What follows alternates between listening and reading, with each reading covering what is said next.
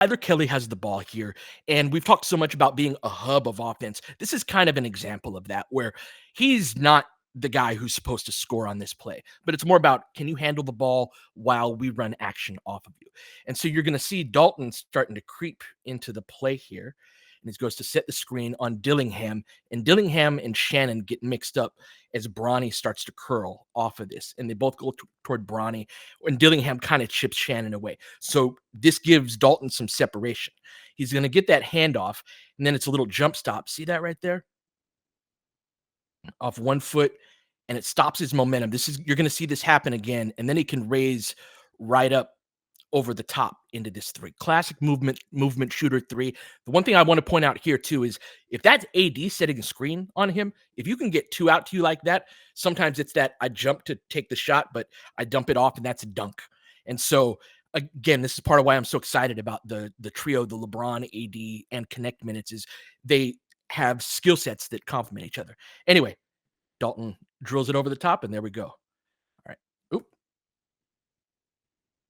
So yeah, let's watch that in one more time without me stopping. Split cut. Comes off it. Close out is late. Over the top bucket. All right. So that's the classic movement shooter three. Let me check in with you guys in the chat. Did everything look okay on that front in terms of how that looked on the screen share? Heck yeah. Awesome. All right. We'll keep it going. Thank you. Thank you. All right. This is why I'm so excited about Dalton, though. I think he's a very, very good shooter. I don't agree with JJ that he's a 1% shooter, but he's still young. Very good at it, though. But if you have a very good shooter that can dunk out of the dunker spot with no with no run up, like, so Jaylen makes a nice little read right here, and this is the part of the play I want to focus on. Dalton's off 2 feet right here. If you ever imagine dunking, a running start is usually pretty critical to making that happen. Oops. Dalton does not need that. And so Dalton catches here, and he kind of surprises Edwards, right? He quick jumps him and just puts him in the basket. Come on, man. Love that. So let's watch that all the way through. So this is off of 2 feet. No running start. Duncan with two hands on top of a guy. Thank you very much. Let's watch that live. Big and physical. Had a couple of dunks in this game. And so now this is a great illustration. This is the third play of another dunk that he had. But one thing that D'Lo and Austin often face, and Prince face this too, is physicality on the perimeter. You look at the matchup, you've got Nickeil Alexander-Walker on D'Lo. He's stronger and more athletic than D'Lo. And then Knecht has Dillingham on him. Knecht is sort of this power shooter where he's the guy with the athletic and size advantage in that, right? So Jackson's the hub on this play, and now they're going to try and jam up D'Lo. See his hands on his, and this happens every play. Same thing is true with Knecht and Dillingham.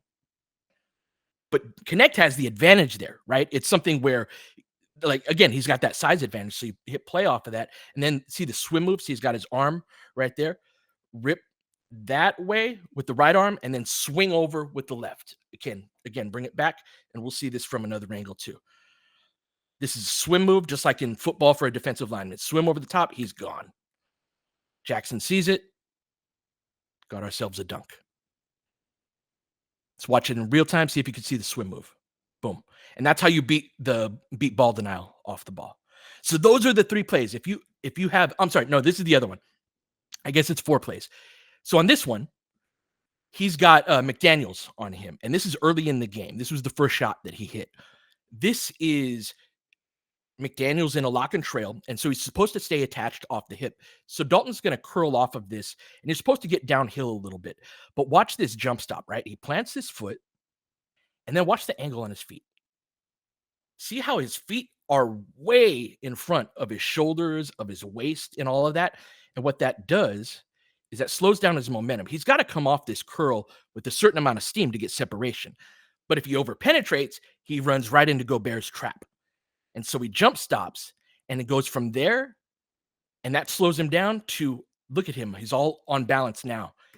And God bless tall shooters can get that over the top. Cool, right? So I'm telling you, this kid can really score. I'm super excited about what he can do on that front. He had 5 turnovers last night, so we're gonna get into what those looked like. This is more of the wide angle. This was one where everybody a little bit anxious runs into the same lane. Jaylen didn't read that great either. This is one that he has a lot. He likes to, and understandably so, you want him to be aggressive. He will fake a lot of handoffs, but you've got to read the defense. Minot did not bite on this at all and stripped him. That's cookies all the way to the rim. Right.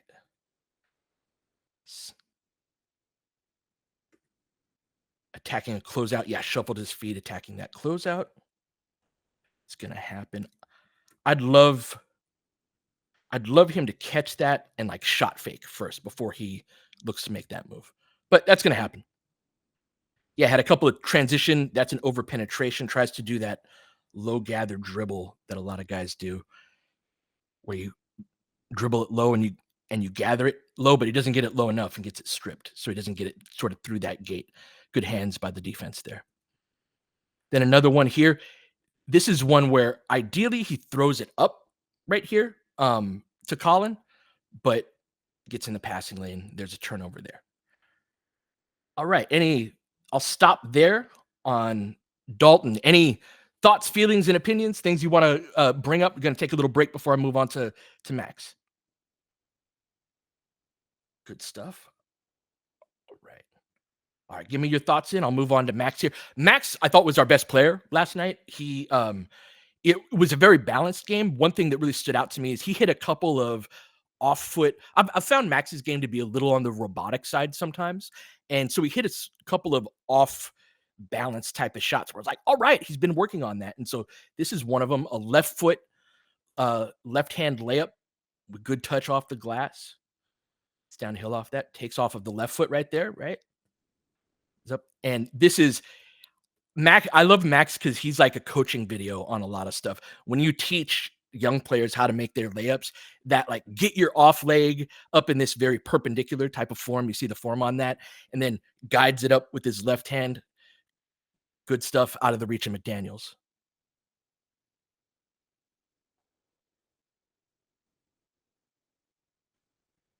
This one little catch and shoot after a driving kick from Jaylen, shot fake, rip through as you teach shooters, gets the angle. And then this is sort of, I wanted to show you guys this because it's sort of indicative of something you'll see from us on defense is this shutting the gate from one pass away. Nas Reed bails out. This is a weak attempt, but that's sort of the challenge when you're attacking these is can you get through that gate? And the goal of the defense is to get you to pick up your dribble like Max. And so watch how this progresses. They've gotten him to pick up his dribble. You've got Gobert lurking back there. And so Max's momentum is not going toward the basket. It's sort of to the right of the hoop. So he's got to adjust midair. See how he twisted like that? And so that's not a super easy shot, and he gets a lucky roll, but it's nice to see him get that roll and put a little touch on that. Had a good arc on this shot.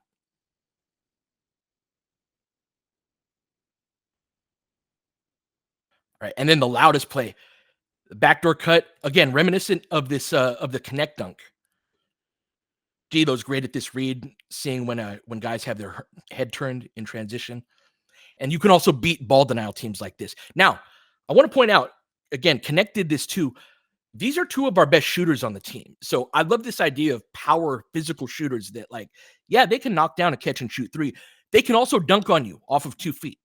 And so having two guys like that is, we've talked so much about physicality with the Lakers over the last couple of years. You can get physicality at positions more than just the 5. All right. And then had this nice block by Max on Terrence Shannon, really tracked him down, had a couple of plays with his length in this game. Beautiful. Let's go, Max. Like this little chat.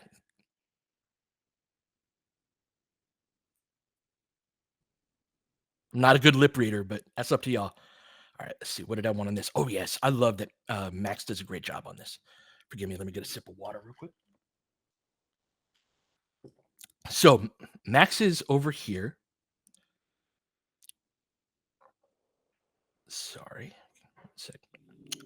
Max is over here on the weak side. That's Boba. Sorry, these are live, so you can get some dogs in here.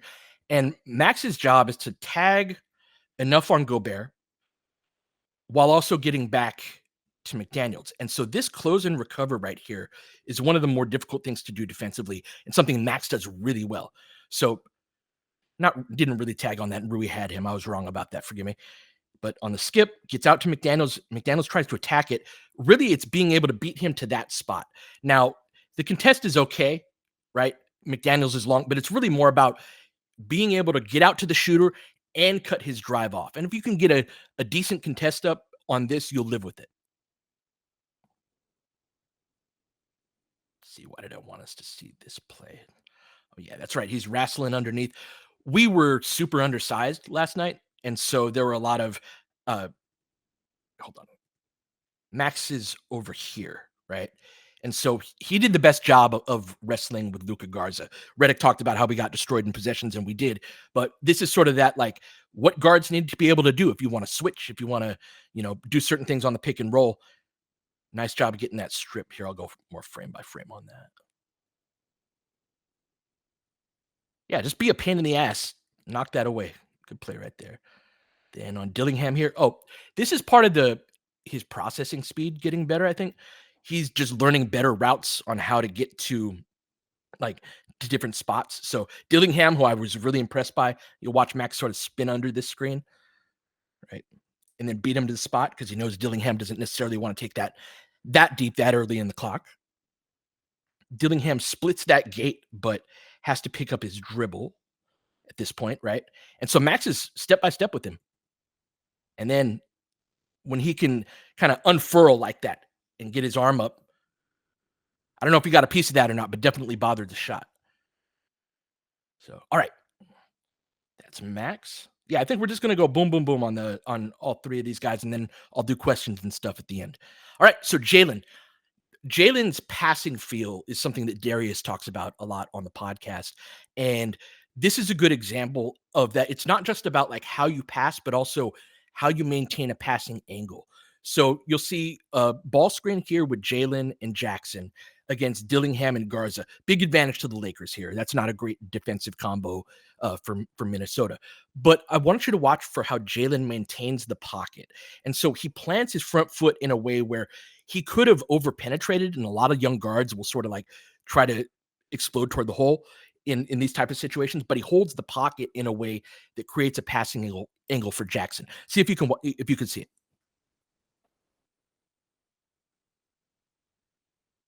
right there. And then nice double clutch by Jackson. Good finish. Then let's watch this in real time. It's subtle, but it's there. Nice play by Jaylen. And then this is an example of that passing feel that you see on the cut here, right? A lot of overplaying by Minnesota. They were bigger and more physical. The back cuts is kind of how you beat that. And so Jaylen does that. You fake one direction, go the other, get the catch. And what I like about him, he's got a bunch of different type of passes. Is he knows that this is a little underhanded scoop right here. This is the best way to get that pass through right there. And then it's easy money the rest of the way. Let's see, what did I want here? Oh, couple of middies. Look good. Nice and smooth on a couple of mid-range jumpers. They go under his screen right here. Got to pull up and shoot that. This is a key shot for him. Looked good on 2 different attempts on that yesterday.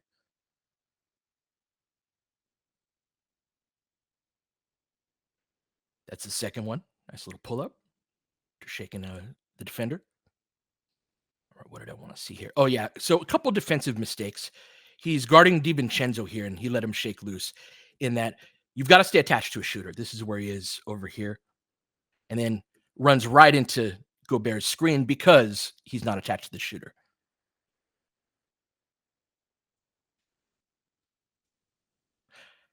And this is what I want to see more of from him. He starts this right here. Use your size and physicality. It's kind of hit and miss with him on that. Like, ball caroms off the rim, go mix it up. Hell yeah. Earned us a possession right there. Here's another example of him losing DiVincenzo. Or maybe that was Austin losing DiVincenzo. Yeah, that was Austin losing DiVincenzo, and then Jaylen trying to clean that up. That's my bad. This is an example of sort of the hit and miss. A lot of times, this is a peel-off switch. So this happens a lot of times off ball screens when the guard goes to take a shot and then the big has to be engaged. So Jackson is right here. Jalen's got to peel off and box out Garza here. I think that's Maxwell Lewis over there has to drop down and is that Maxwell? Yeah, has to drop down and sandwich there and doesn't do that either. But Jalen's like that's way too easy. You got to battle for that. Then this is another example. Dillingham stonewalled him a couple times where Jaylen has to get better at powering through guys and not letting them sort of knock him off kilter. And look, sort of the ball comes off of his palm. This is harder to see from these wider angles, but that's why it's frankly an air ball from 5 feet, which shouldn't happen when you have that type of size advantage. All right, I think that's about it. I hope y'all enjoyed it. This was super fun. Thank you all for joining me. Looking forward to doing more of these kind of at noon or the day after a game. All right, you guys be good. Take care.